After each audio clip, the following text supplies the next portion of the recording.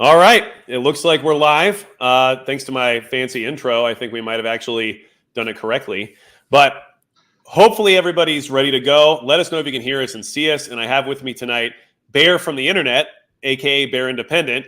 And we're going to discuss a lot of things that were going on regarding the Hurricane Helene disaster relief effort and some of the troubling scenarios that were witnessed on the ground by Bear and his team, Grindstone Ministries. And then we're also going to discuss what it takes for someone like myself to be more of a deployable asset after an emergency scenario. Because during this process, I found myself being overwhelmingly lacking in that department. I didn't have the capability or the resources to send myself to an area that needed additional assistance. And because of the way that made me feel, I want to find out what I can do to start working towards the goal of being able to be that person if needed. So thanks for being here, Bear. I appreciate it. And I know everyone will appreciate, actual on-site intelligence that can be shared with everybody, because there's a lot of questions about that entire situation. Thank you for having me, man. And I do want to apologize to your viewers. My channel, the subscribers there know that you should expect the worst possible production quality from me. And so I am seated in a pickup truck with backlighting provided by an Olight weapons light. So if I explode on live camera, I apologize. Well, you know what? It would be excellent advertising for every other light company. And I'm sure this video will get a lot of viewership. So, yeah. But I appreciate you jumping in here. I know you're very busy. You've been working a lot on the relief efforts there, not to mention running all your companies and everything else. So I guess one of the things I'd like to start with tonight is, what are some of the, I guess we'll just call them the troubling realities of what you've seen on the ground in Eastern Tennessee and Western North Carolina since you deployed to that area to help that disaster zone, and what's not being reported by the mainstream media that people should know about? Because I think there's probably a lot of things that we're not actually hearing about that are happening. Yeah. So at a big picture strategic level, one of the things that's definitely not being reported is the amount of not devastation, but the amount of toxicity that is in the Nolichucky River and the Broad Fork River. There are lots of people that are getting sick, and a lot of these areas that flooded, two for sure, that I've got the paperwork on. These are areas that were already quarantined, that they were not allowing anybody to build any new homes on, because there had been dumping of chemicals and nuclear waste in these areas. And they flooded, and it washed down the river, and now people down the river are getting sick. All types of interesting sicknesses. Cadaver dogs that have walked through the silt are getting sick and dying. I know one gentleman had 10 dogs. 4 of his dogs have already died. The other 6 are in the process of dying. Wow. And so typically silt from a river is a blessing, right? All that rich organic matter comes up from the river, washes over the banks, and it fertilizes everything along the banks. In this case, the silt is toxic, literally, and that's not being reported. And I think part of why that's not being reported is at some point there will be large class action lawsuits that come from this. Yep. Another overarching theme here is this appears to be, to me again, appears to be a federal land grab. That's what's happening here. Now, I can't say definitively because I'm only getting a small purview. What I see, what I hear, what my people see and hear. But there's a lot of lithium, and there's a lot of very specific types of minerals like ultra high silica sand and ultra pure quartz in these areas that are necessary to the AI revolution and the Green New Deal. And one person that I talked to was fairly certain that the cleanup effort in this area is actually going to be a strip mining operation that looks to be a cleanup effort to expose the seams of these minerals that are in the ground. And so North Carolina is very big on renewable energy, specifically lithium batteries. all of that. Eastern Tennessee, Western North Carolina, and South Carolina kind of form a triangle of an area here for the manufacturing, the production of both lithium as well as the base materials for producing very high-speed chips for like quantum computing. Right. And that makes me think about this just strange fire in Wyoming right now in an area, I believe it's 78,000 acres, that's also very rich in lithium. Yeah. And the thing that I would watch for you and your viewers is another area, key area of the United States that's been identified that has these same types of minerals, different grades, different quantities, but the same types of minerals, is in southwestern Arkansas, specifically around Texarkana. So let's all pay attention to Texarkana. And if some weird weather stuff happens there, we've got a pattern emerging here. And what I found interesting as far as Wyoming was that the mines that were there, the lithium was difficult to access by traditional methods. And so the methodology that was developed was to pump the mines below ground full of water, to pump the water out, and then use special water filtration to extract the lithium from the water. Now in Eastern Tennessee, there's a piece of land where there's a community that has been more or less abandoned by its government, that the land adjacent to that community is owned by a $7 billion shell corp. The guy who runs the shell corp specifically owns a company that extracts minerals from water. And there were 3 abandoned lithium mines in the area, all of which are now flooded. And so, enough things start to line up, and of course, shell corporations have never done anything shady. So, right, nothing to see here. Yeah. And go ahead. Go ahead. Sorry. I was going to say, I'm just a dude from Oklahoma. Right? I'm just a guy. I've got Grindstone Ministries. We show up after hurricanes and tornadoes, and we try and love our neighbor as ourselves. We get in there, we do debris management, we feed people, we clothe people, we provide water, we pray with people, we help remediate the disaster. Coming into Hurricane Helene, this is the first time since Hurricane Katrina I started doing this. It's the first time I've ever experienced the federal government actively working against recovery. Recovery has always been accomplished in spite of the government, not because of it. But in this situation, they're actively working against recovery, and it's very, very weird.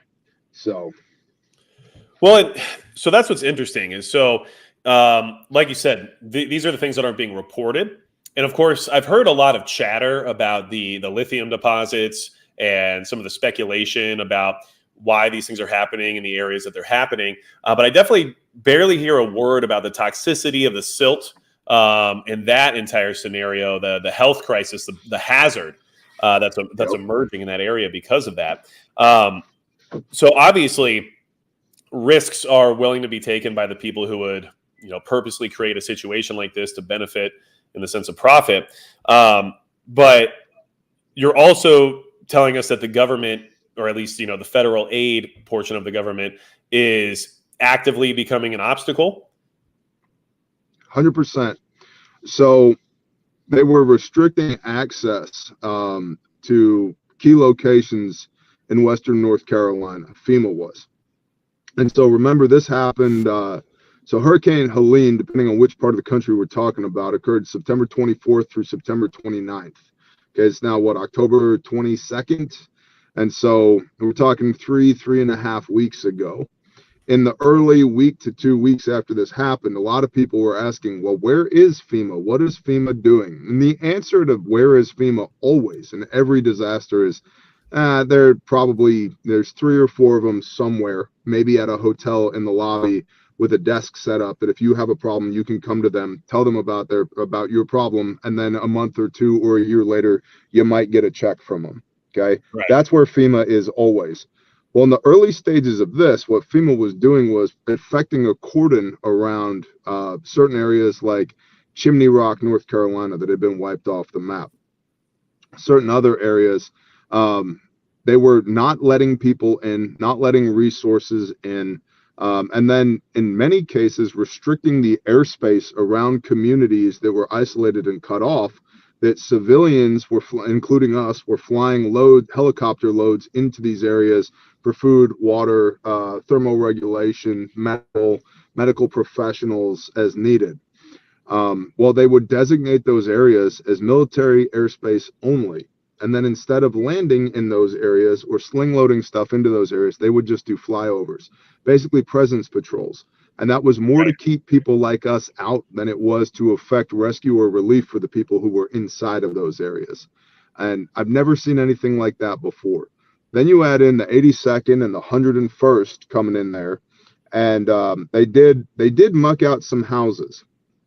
And then the story became they're going to leave because of the threat in 3 separate counties in western North Carolina. They're going to leave due to the threat of militia activity in the area, which was later disproven. It was one guy who made some off-the-cuff threats.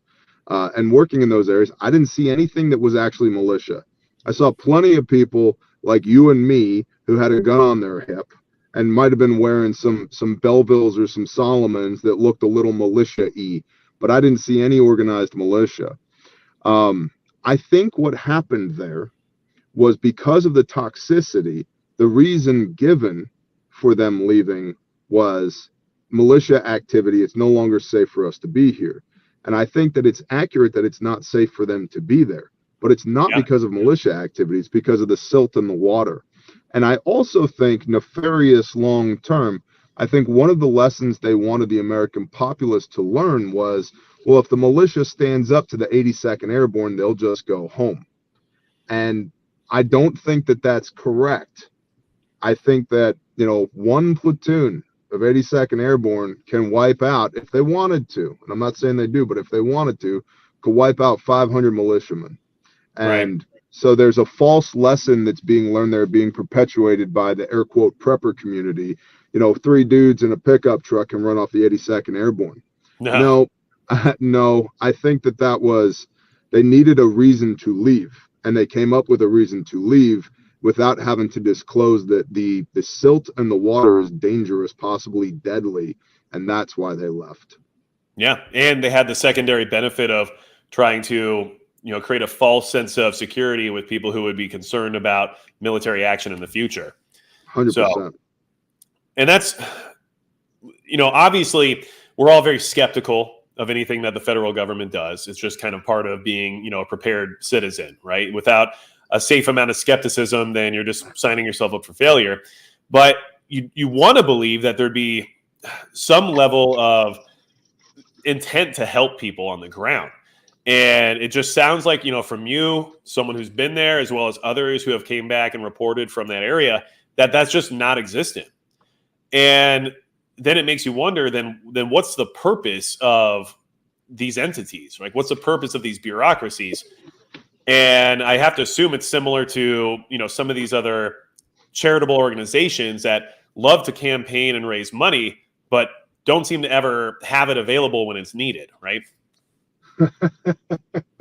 Yeah, 88% of their funding goes to overhead. Yeah, yep. Okay, sure. Well, I mean, you can look at Alejandro Mayorkas, who's the director of the DHS, right, Department of Homeland Security. There's 19 different agencies under the umbrella of DHS, one of which is FEMA, Federal Emergency Management Agency. FEMA doesn't do anything anyway. They've never done anything. What FEMA does is manage, and what they manage is a checkbook. And so their modus operandi is to take taxpayer money and entice disaster contractors to come in and fix the problem using the federal checkbook. That's what FEMA does. And occasionally, they'll pay homeowners way below market value for their property that was destroyed by a storm. And oftentimes when they do that, I'm going to go back through and look at the data on this, but from what I'm seeing in Eastern Tennessee, Western North Carolina, they are doing that in an effort to acquire land that is now needs to be abandoned anyway, so that they can buy up that land, aka federal land grab. Right. But FEMA doesn't do anything anyway. And what they have been doing is taking billions of dollars of taxpayer money and through Mayorkas and DHS using FEMA money to relocate illegal immigrants from south of the border up into the country, to the point where the FBI acknowledges now that there's 4,000 known terror cells in the country, probably being used as a failsafe regarding this election that's coming up in the near future. Right. Well, and obviously, I think there's a lot of speculation about, those ties and everything else. But one thing you brought up that I find to be pretty interesting is, FEMA is Federal Emergency Management Agency, right? And you don't really think about the term management inside of that acronym, but it is what they do, like you said. And you have this management class, but without anyone to manage what it is to accomplish, right? Yep. And that's maybe just something that they were letting us know the whole time,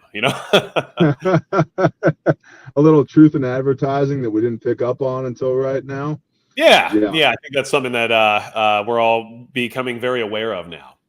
But what was it? Rahm Emanuel, never let a crisis go to waste. Right. And listen, man, if I believed every conspiracy theory I heard, I'd run out of room in my brain. Right. And so I tend to be a skeptic until I see things with my own eyes or experience it. I was up in a helicopter touring the damage from Hurricane Helene and also trying to get behind that FEMA cordon in Western North Carolina, because they were blocking roads. They were blocking certain airspace, but you could still get in. And so our buddies from the Sentinel Foundation were fobbed up in Banner Elk, North Carolina. And we're like, we're going to go over there and compare notes with them. They're all a bunch of former action guys, cool girls. Let's go over there because, the telephone has ears and radio waves can be intercepted. Let's go get face to face and see what they're experiencing. And so we're flying on this helicopter and we're going over the top of all these mountains, beautiful Appalachia, right? And we're going over the top of all these mountains. I know what hurricane and tornado damage looks like. I've been doing this 19 years now, okay? The top of every mountain that we flew over, every single mountain had tornado damage on top of it. And what was interesting was it was on the wrong side of the mountain. Should not have been there. Tornadoes always move from the southwest to the northeast. Always. That's the direction they move. But the tornadoes here started on the southeast and were moving towards the northwest. Opposite direction. Okay? Observed with my own eyes over 60 mountaintops that had tornado damage on them in the exact opposite pattern of what you would expect to see. Never seen it before in my life. And then you get into the NexRad radar, that people have scans of all this radar lighting up, steering the storm as this was happening. Yep. Again, I'm a skeptic until I have a reason not to be, and I am leaning in this direction. I don't know if they made this storm or if they encouraged this storm, but it certainly appears that they guided this storm to this specific region to push an agenda at the federal level. And if a million people die, so what? Who cares? And that one of the key takeaways for this deployment for me was we have to rightly divide between the American people and the American government. Yep. I am no fan of the federal government, not even a little bit, and I'm unafraid to say that. And I'm already on plenty of lists. I'm sure there's a hit team out there just waiting to come get Mr. Bear. All right, that's fine. Mazel tov. We'll have fun seeing who gets to win. And you don't have dark thoughts. But I'm no fan of the federal government, but we have to rightly divide between the federal government and the American people.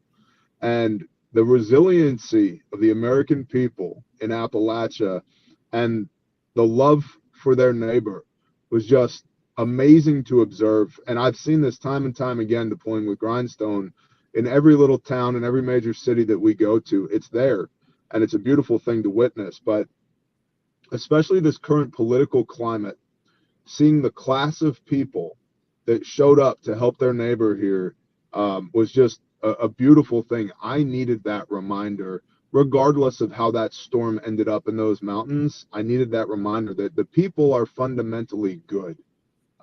It's the government and those who are government sympathizers that are not. Yep. And I do think that this disaster, as much of a tragedy as it has been, was a wake up call of sorts for the average American to kind of see that not only is the federal government inept when it comes to, supplying aid in a time of need, but that the people of a community will come together and actually help each other out when they need to. And I think that's done a lot to kind of change people's perceptions about what their expectations are for a large scale emergency. And it's done a lot to change what, most people refer to as like a normie's thought process on the role of the federal government as a whole. And just the fact that it started making people ask some questions is a huge step in the right direction, because for the longest time, a huge majority of Americans just didn't ask any questions at all. And I think now we're seeing at least some level of waking up to the idea that none of this really makes a lot of sense, right? Yep. Yeah, and I mean, especially that kind of breaking that paradigm of like, well, the government will handle it. Surely they'll show up and help. I agree. I think a lot of normal people are waking up to realizing that that's just a concept that doesn't actually happen. I mean, we have FEMA on video in Washington County, Tennessee. One of my guys undercover walking up to them as if he needs help. And there were 4 people sitting at a folding table. 2 of them didn't even look up from playing video games on their phone, while the other 2 handed him a stack of paper and said, well, you can start filling out these forms and we'll be in touch. That's what we're paying them for, and and again, relief and recovery is always accomplished in spite of the government, not because of it. And I think that there's been as much as the mainstream media has tried to cover up or not report at all on what is happening there, there's been a lot of good grassroots reporting on social media as to what's actually happening in Appalachia. And it's very surreal to be in the middle of it, doing what Grindstone does, realizing that we're crowdfunding this through YouTube and Instagram and Facebook in order to, fly in food and water and heat to people who are isolated on the side of mountains. And the government's like, well, it's just too hard. We just can't do it. And it's like, okay, well, you guys suck. If a bunch of ragtag civilians, most of which have never worked with each other before, can show up, pray, and get to work and handle this problem, why do you have several $100 billion in budget per annum? What's the point? There is no point other than to extract wealth from the citizenry and use it to push ideological agendas like bringing in illegals across the southern border as a fail-safe for this November election and as a voter base for this November election. Yeah. So they should all swing how else from do you trees. look at it? They should all swing from trees as far as I'm concerned. Well, and that's the thing. They're letting down American citizens who need them, and their only job was to support those people. Yep. So how else are you supposed to look at it, right? And now that you mentioned that, I do want to bring up the fact that you obviously created Grindstone Ministries and work with that nonprofit organization as a way to get out there and help people in their time of need when it comes to these disasters. I do have a link in the description. I'll put it in the live chat right now. If you're curious, they are on the ground actually supporting people who need help. And of course, donations are welcome, but there's also information there for if you want to deploy or volunteer in some form or fashion. And I highly recommend checking it out just because there's not a lot of people you can go to and actually get visual evidence of that aid being supplied. You guys have basically made a documentary at this point of all of the work you're doing there, You should see the stuff I haven't released yet, and I will when my people are safely back home again.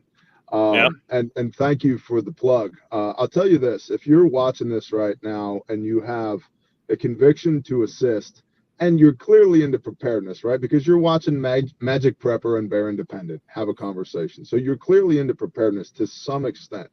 Or you hate it. Or you hate both of us, right? Yeah. You're sitting there with your hand in your pants, mumbling right now. Oh, I can't have that Magic Prepper. Get a life. But here's the thing.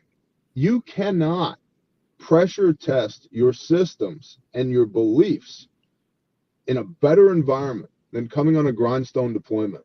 right? And so go to grindstoneministries.com, sign up for the email blast.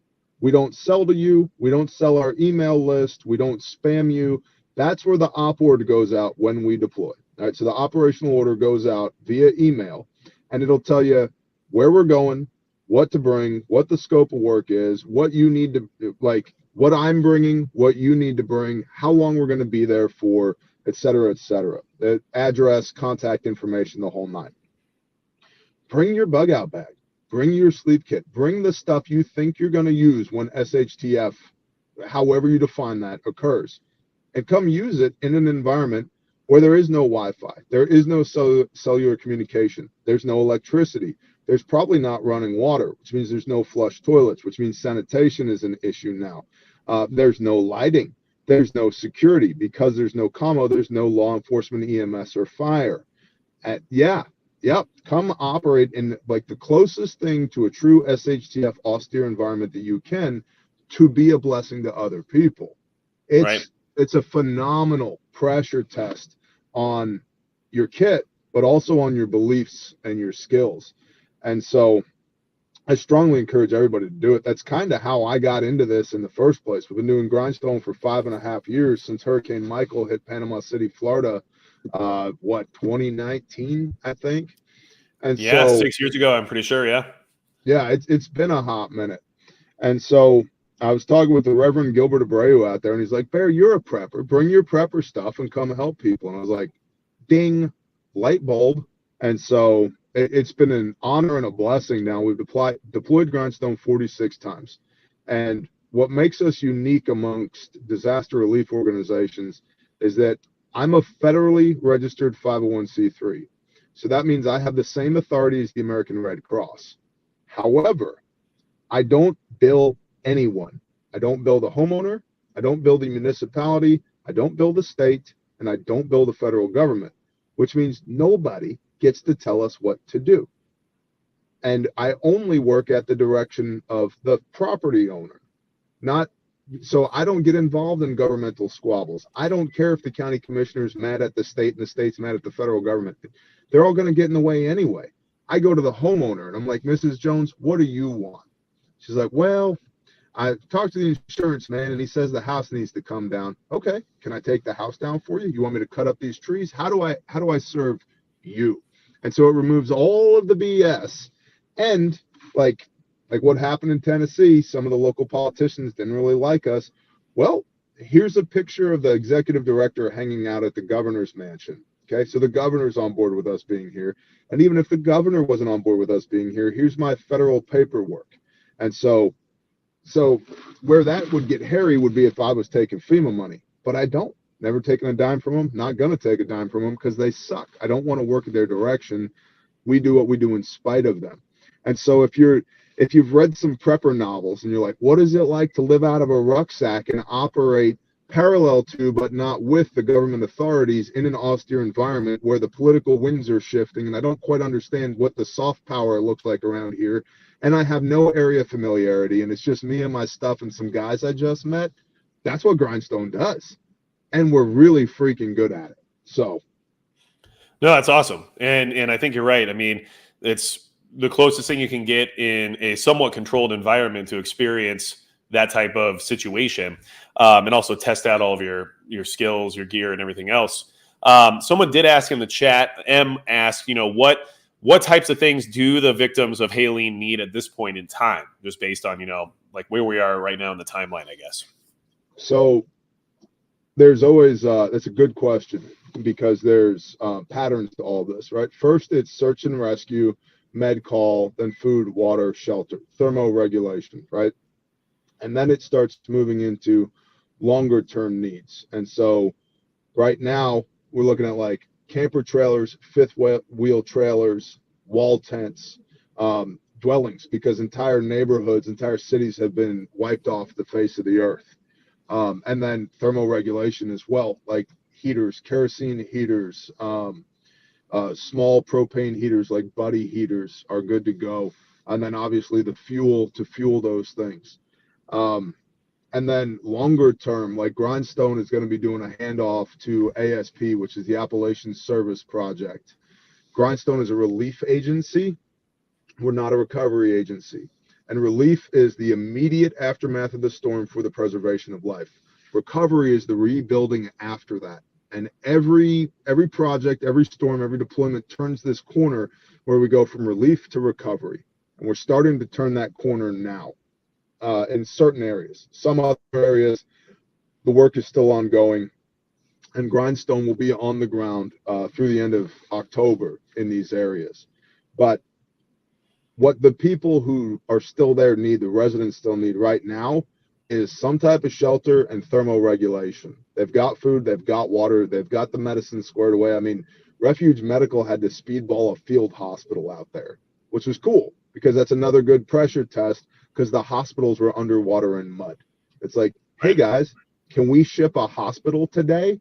And my people are amazing. And they're like, yeah, boss, we'll figure it out. And then they did. Super cool. Nice. But it moves from that to like, you always know when you're turning the curve when you talk to somebody and they're like, do you have any water? It's like, oh, we're still in relief. And then you start talking to people and they're like, I'd really like one of them Ginsu knives. You got a Ginsu knife? And it's like, okay, buddy, you're gonna be all right. So we're entering that phase now, which is good. So I would encourage you short term right now, power generation, like big generators, 10, 12, 13,000 watt generators, and fuel for those. And then thermoregulation and shelter is what we need now. And then by November-ish, a really good organization to be looking at is the ASP, the Appalachia Service Program. And they are committing to build 200 houses back in Eastern Tennessee and Western North Carolina. And that's a huge undertaking. They've already fundraised for 25, and their goal is 200. And so if this is something that's just on your heart, check out ASP, Appalachia Service Project. They're very good people. That's awesome. And obviously, I think something a lot of people don't think quite about, is that long-term recovery. What does that look like? And it looks like literally needing to rebuild a house, right? So it's a huge process and it takes forever. And like you said, responding to Hurricane Michael down in Panama City, I mean, there's still damage from that storm today, right? Yep. So it's kind of like a never-ending scenario. So one thing I wanted to ask, and just to kind of touch base on this, I know one thing I've heard you mention quite a bit on your channel, as well as some of your other discussions, was the town of Little Germany. And so I was just wondering if you could kind of do a quick overview of what the special circumstances were there, like the fact that they were so isolated and basically ignored to a degree, I guess is what I'm understanding. Yeah.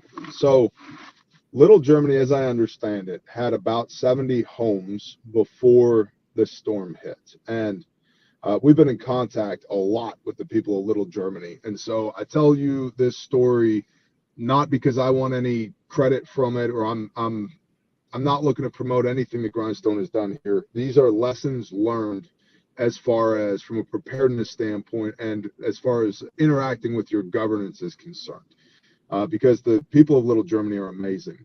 They had 70 homes after the flood. They ended up with 40 people total. Okay, so just a massive amount of devastation. The people that lived in Little Germany were the type of people, they're kind of like you and me. Leave me alone and I'll leave you alone. Okay. Right. And so they were already, I don't know if at odds is the word with the local governments, but that community was half in one county's on one side of the county line, half on the other side of the county line. So emergency services already kind of turned a blind eye to that area. And the people of Little Germany were good with that. You leave me alone, I'll leave you alone. We'll handle our own problems, which I totally get. I completely understand that. Well, because of that pre-existing kind of political isolation, if you will, after the storm, it was very difficult for anybody to get any supplies into Little Germany. And the only way that anybody knew anything about what was going on inside of there was one of the locals, Gordon, had a 5-watt Baofeng. And he was able to hit I believe a repeater with his 5-watt Baofeng and call out for help. And so we had, again, the guys from Amron They came down out of the PNW, Pacific Northwest. We had amazing, amazing ham operators. And I don't mean like the guys that get on the repeater and run their jaw for 18 minutes about needing to change the tractor tire. I mean, a lot of these guys were prior service, some of them currently still in uniform, understand brevity, understood the nature of the situation, and we literally were able to save lives because of ham radio on this deployment. Wow. The Amron guys who were doing communications for Grindstone on this deployment were able to coordinate with Gordon at Little Germany as to what supplies do you need. And so we were able to bring in those supplies or facilitate the bringing in of those supplies on foot, on via a boat at one point across the river, on a we had a zip line that was put up that was later taken down by law enforcement. Somebody cut a road in over the top of the mountain that then the Forest Service was going to improve, and then they didn't, and then they closed it off to military law enforcement only. And so accessing Little Germany became very challenging. This was another one of those places where the airspace all of a sudden was declared military airspace only. And so now our birds out of nowhere, and now our birds can't get in and out of there. And again, super interesting. What's underneath Little Germany? A whole bunch of these minerals that we talked about earlier. Okay. And this is me saying this. This is not them saying this. But I just find it very interesting that that's what's going on there, that there was an area that was essentially abandoned. It went from 70 homes to 40 survivors. And the only way those people, anybody knew or was forced to acknowledge that they were still back there was because of a 5-watt Baofeng and a guy that knew how to use it. And that's really important. Actually knew a repeater channel to be, programmed to. 100%. And, the government, the local government was not going to build the road into Little Germany back that had washed out. And so I went out there with my guys had already been going out there. We had like a rope line.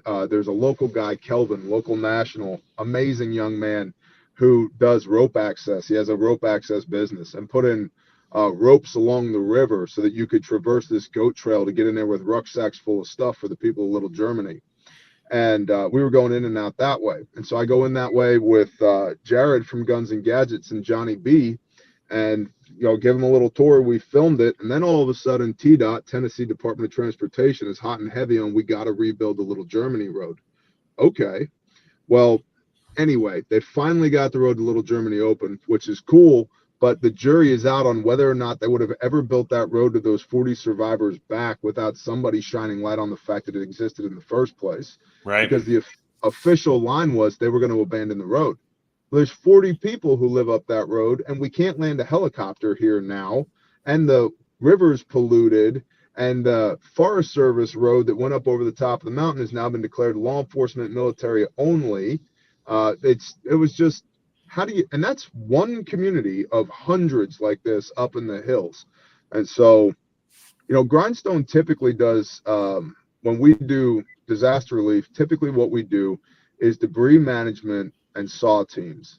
Like I will cut whatever you want with a chainsaw. I'm good at it, right? And I will pick up debris, put it in trucks, and make it go away. We're good at that. This deployment, we did some of that, but predominantly what we've been doing is we're Amazon for hill people. You tell me what you need, and I'll have it to your doorstep in 24 hours. And so without doing that, who can say whether or not there'd still be anybody alive up on that mountain of Little Germany?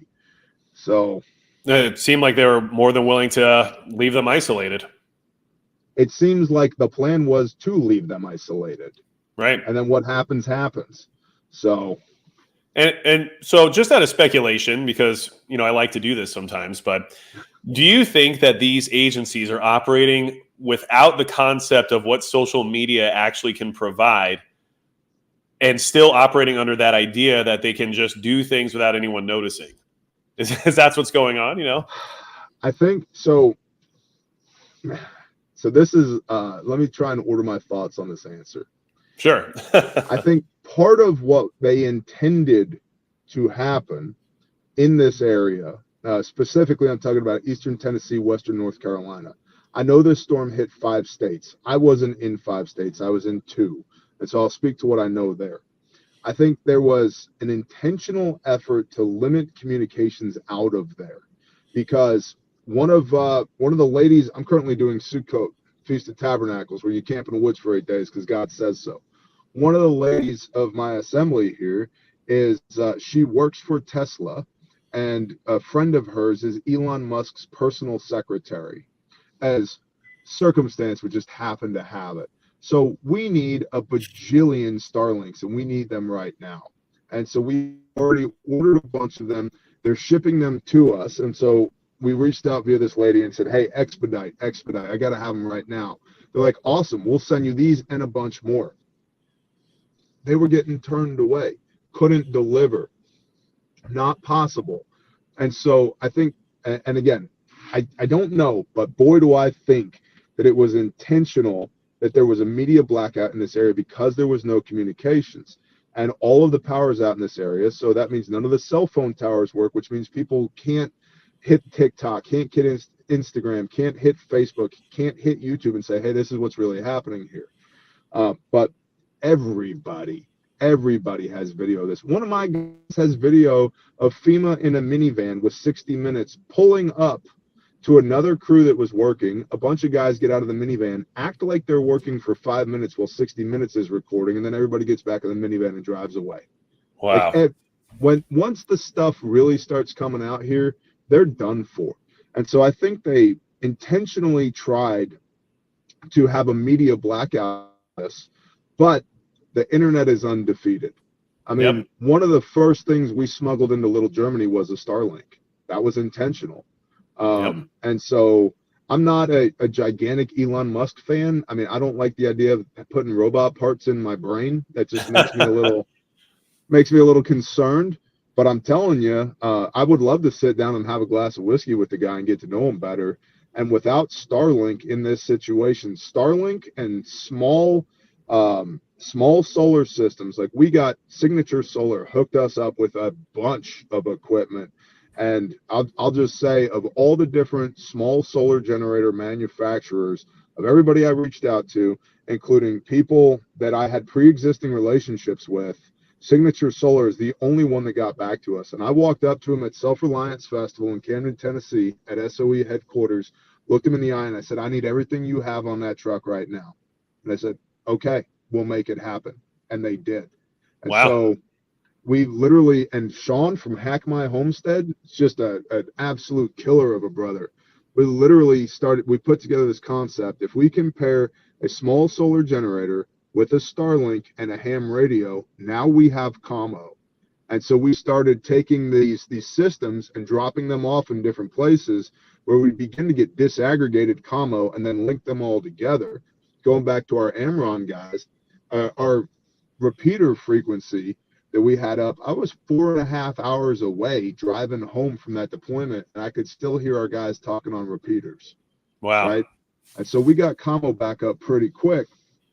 But I think the big they here, the 19 different agencies under the umbrella of DHS, I think they intentionally wanted a blackout here so that the shenanigans would not be reported. But I know thousands of people there, because we encouraged them to do it, as did everybody else. Film everything, take pictures of everything, and it'll all come out, man. Well, and it sounds like Starlink was maybe the ace up the sleeve they weren't expecting, There'd be at least 10,000 more people dead. At least 10,000 more people dead without Starlink. Regardless of how I feel about Elon, I'm confident in that number. There'd be 10,000 more body bags filled without Starlink. That's crazy. And definitely makes you consider investing in one for yourself just to have on hand, Yep. So, and speaking of that, investing in yourself, right? One thing I wanted to ask you about tonight was how to become a deployable asset for these types of situations. Because, so from like a personal standpoint, I'm prepared, right? I prep, I make sure I have food, I've got water, I've got redundancies, and I could, hunker down in my home for months on end without ever having to leave and be all right. And I know that's a lot of people's goal, because in general, when it comes to, the SHTF type event, that people think about. It's safer to stay home because that's where all your stuff is and that's where you have security. But in a scenario where you have to go out and actually help other people, what does that require? Because even though I have all these different preps and all of this storage and everything else ready to go for my personal situation, I wasn't prepared to actually get out there and help other people during this time. It made me feel overwhelmingly unprepared. Like I just wasn't capable of doing enough, right? And so what are some of the things that you think would be like a prerequisite for someone to put themselves in a position where they can actually get out and help others and deploy to these scenarios while still being, well prepared on the other side? That's a really good question. People mistake simple and easy, right? So that's the first thing, right? If you do this long enough, and I've been doing disaster relief and preparing since Hurricane Katrina. So I'm coming up on 20 years for both of these things, and they go hand in hand for me. I can tell you this: nobody gets out of our FOB without a commo plan and a med plan. You're not allowed to leave wearing a grindstone vest if you can't articulate to me what your commo plan and your med plan is. And so that's a good place to start right there, just as a general skill. I have a first aid kit. Cool. Do you know how to use it? Do you know what to do with it? It's literally on the Grindstone packing list. You have to bring an IFAC, individual first aid kit. And the implied task, know how to use the damn thing, right? Like if everybody mustered with all their rifles, but nobody could shoot them, there's no point in having any rifles. It's the same thing with the first aid kit. You have to know how to use that thing.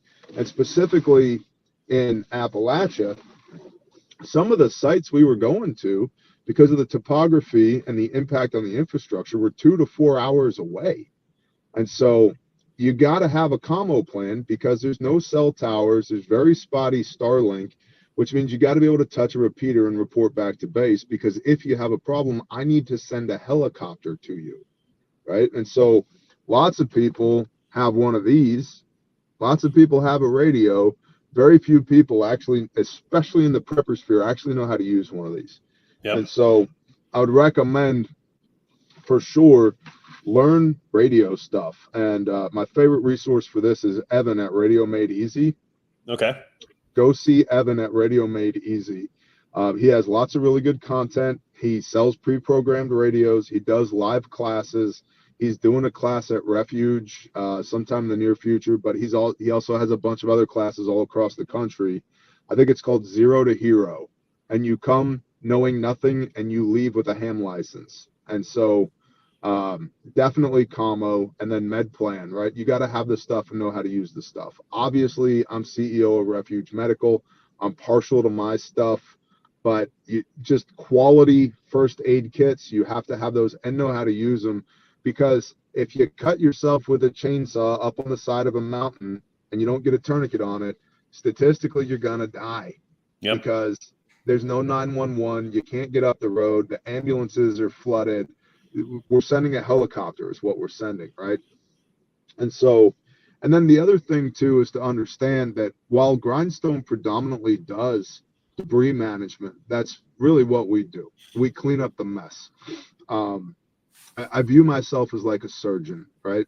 My bedside manner is not very good, but you have to like me enough to allow me to cut on you. Then my job is to get in here, cut the bad stuff out, and leave so that you can begin to heal. That's what I do, okay?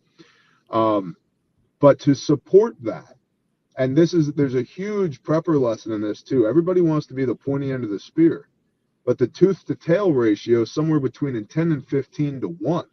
There's 15 times more handle than there is pointy end of the spear. And so from a preparedness standpoint and from a disaster relief standpoint, yeah, I need saw teams. I need guys that know how to run chainsaws and like really run them. Not I cut a tree one time 20 years ago. And I also need guys and girls who can operate heavy equipment, who can drive big trucks. But we also need people that do logistics, right? Like, again, this current deployment is predominantly Amazon for Hill people. And so I need people in the yard at the fob that are receiving loads, categorizing those loads, inventorying, and then sending back out again. So we were turning so much inventory a day.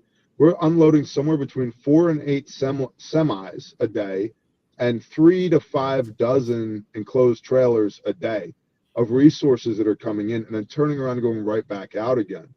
And so that's, logistics, that's inventory, that's truck drivers. Then we got to have a place to sleep. We got to have food to eat. We got to have commo guys. I mean, electricians and carpenters were necessary on this too, because of the damage that's done to houses. So like, how do you get more deployable? What are my bare minimum skills I got to have to show up at a Grindstone disaster relief effort? Yeah, willing, number one. Like that's a big part of it. You have to be humble too, because we get plenty of people who show up and it's like, hey, I'm here to cut trees. Cool. Today you're stacking water. Well, I didn't show up to stack water. Well, then you're not going to fit in around here. You can go cut trees somewhere else. You don't get to be part of Grindstone. I can't keep you from doing good, but you don't get to be part of Grindstone. So the need is more important than my ego is really important here, right? So you have to be humble, have to be willing to learn. You have to be able to take direction. You need to know how to operate your radio, because everybody gets a radio and you got to know how to operate it. You need to know how to use your first aid kit. You got to have one. You need to understand how to convoy. If you're going into a disaster zone, we're going to roll teams out in a convoy. Good situational awareness. And then everything else is trainable. I've taught a lot of people how to run chainsaws on deployments, or how to run a track hoe with a thumb to load debris, or how to use a skid steer with a grapple to forward debris up to the road, or how to use a gooseneck dump trailer on the back of a 1-ton to haul debris. There's a lot of teachable moments that happen on these deployments here, but you got to be able to get there. You got to be able to self-sustain while you're there for 7 to 10 days, and you got to have your sleep kit, your radio, your first aid kit, and then we'll handle the rest. Yeah, I don't know if that answers your question or not. Yeah, no, it definitely gives a lot of direction and what a focus should be on someone who wants to try to become a little bit more of an asset in that regard. Do you have, and this is just maybe like a roundabout number, but for the average person that comes out and deploys and puts in their time and everything else, do you know what the associated cost of that is for that person? Like, is there a dollar amount that people are generally working with in order to sustain themselves throughout a deployment, right? That's a really good question, and I don't have a good answer to that. It's basically travel there and back and whatever they're missing from work, right? And so we tell people to bring food and water to sustain for 7 to 10 days, especially early on, because we don't have a FOB established yet. Right. And some of our accommodations have ranged from we're sleeping underneath ponchos tonight to we took over the middle school, right? It just all depends. But we typically end up finding a place where we can sleep people, feed people, hopefully that have showers and toilets. That's a huge benefit if we can, and a place to securely park all the equipment. But let's say you eat 3 MREs a day and they're $10 a piece and you're there for 10 days. So that's $300 in MREs, right? Food and travel there and back, maybe it's called $300 each way, we're at $900, and then a week's worth of work. And so it depends on what you do for work, but I'd say you're probably easily in the range as far as opportunity cost for somebody to come and volunteer. It's at least $1,000, I would imagine, and it could be significantly more than that, because we've had doctors and attorneys and very, very prominent people, and then we also have, and this is taking nothing away from truck drivers. You get a lot of truck drivers that show up. We need the truck drivers because almost everything we do involves trucks. Right. It's a big deal. But I'd say it's at least $1,000. I'd say at least $100 a day cost for a volunteer to come and participate. And that's, something that I don't think a lot of people necessarily consider when they think about like the volunteers who are putting their time in and everything over there. A big point you brought up was how much work are you missing? And if you're in a situation where you're paycheck to paycheck, then you're just not capable of being that asset at this point in time, right? Because you can't afford to miss a week of work or whatever it may be. And that's not to put anybody down who's in a tough situation. It's just to bring some reality to the idea that if you're in that situation now, then what happens when a situation arises where you literally have to leave and you can't go to work and you can't collect that next check? Like these are all considerations to make, even for someone who honestly can't deploy or become an asset in that regard, but needs to understand that they might not have that choice at some point in time, Yeah. Yeah, it's an interesting calculus. It's still, though, the best way I know to pressure test your systems and your beliefs. Yeah. Because you learn so much by doing. All the cutesy stuff goes out the window. It just really does. Like, I've seen like more expensive sleep kits, that $800 ECWS military sleep system. I've seen more of those just like chucked for a wool blanket and a whoopee than I can count. Right. And because like they're big and heavy and bulky, and it's like, and then, well, I'm just going to, you probably want a sleeping pad. No, I'm fine. It's like, well, no, you probably want it. The next morning, it's like, hey, you got any more of sleeping pads? Yeah, I do. Water consumption. Now, how much water did you bring? Well, I brought a half gallon per day. Well, you're going to die. That's not enough water. No, it's fine. I only drink a half gallon per day. It's like when you do nothing, you drink a half gallon per day. When you're outside in the sun all day, you're going to need 6 to 8 quarts a day. Oral rehydration salts. I go through oral rehydration salts by the 100-pack box because I can look at someone and go, oh, you look terrible. Come here. You need salt, right? And so what you realize pretty quick is like so much of the cool guy stuff doesn't really matter, at least not from a preparedness standpoint. Everybody loves their guns. Like there's 4 guns in this truck right now. Just cuz, right? Just cuz. And I know we're live on YouTube, so I will not present any of them. But I've shot 0 people on deployments. 0 people. And these are austere environments. In Dulac, Louisiana, people were getting shot in the face over 5-gallon gas cans. Yeah. And so it's not a good environment, right? There was Patriot Front had one of their volunteers was shot in Johnson City, Tennessee, coming out of the grocery store. So it's not a peaceful environment. I've still shot 0 people on deployment. You know what I have done? I've had to use the bathroom every day. I've had to sleep every day. I've had to eat every day, wash my hands every day. I've had to drink water every day, and I've had to thermoregulate every day. And so it kind of brings it back around to things that matter more so, things that matter less so.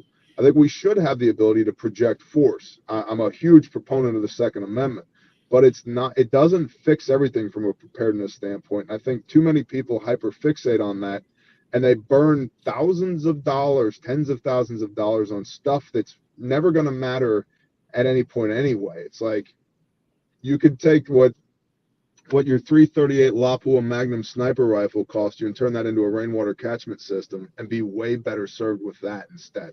Yeah. No, it's 100% true. And, that's why I wanted to ask about some of this, just because it's the more practical stuff, like you said, that usually is actually being put to use. And things like a skid steer is going to do a lot more in the grand scheme of things than, your 50 cal sniper rifle, right? So 100%. And even then, all these wonderful Hill people that Grindstone has been serving on this deployment, of all the things that people have asked for, not a single person has asked for a single round of ammunition or firearms. Not one. And I'm talking about, yes, it's Appalachia. They already had a bunch of that anyway, but these people lost everything. And not one person has said, hey, man, can you find me a 12 gauge? They're like, no, I need food. I need water. I need medicine. So for what it's worth, Yeah. Well, it sounds like if you lose everything, it can really set your priorities straight pretty quick, right? You lose all distractions, homie. And then you get really thankful for the little bit that you have. So, yeah. Well, I appreciate you coming on. I know we're at about an hour, so we can go ahead and kind of close out here. Was there anything you wanted to leave anyone with here before we head out, just in the sense of takeaways from the disaster zone, or any other pieces of advice based on your experience there? Well, I'll tell you two things. The first is, I think a lot of people, I agree with your earlier point, a lot of people are waking up and taking preparedness more seriously now than maybe they have been. And I would encourage people to continue to do that, but not to do it out of fear. Understand that the reason, at least for me, the reason that I prepare is to perpetuate normalcy for the people that I love. That's why I do what I do. So that when chaos actual happens, and it doesn't have to be the Russians invading, when we get too much rain, I can operate from a position of strength to be a blessing to my family and be a blessing to other people, right? And so you should prepare. You shouldn't be afraid of it, though. So you don't get wrapped around the axles, and handle your basic things first. And then the second thing that I'll say, and the final thing that I'll say, is, like, for those that don't know, I'm a person of deep faith. I am blessed to be an ordained pastor, which is super weird for me because I never thought that would be, part of my credentials. I have seen on every Grindstone deployment, undeniably, the creator of the universe show up 1,000 times a day.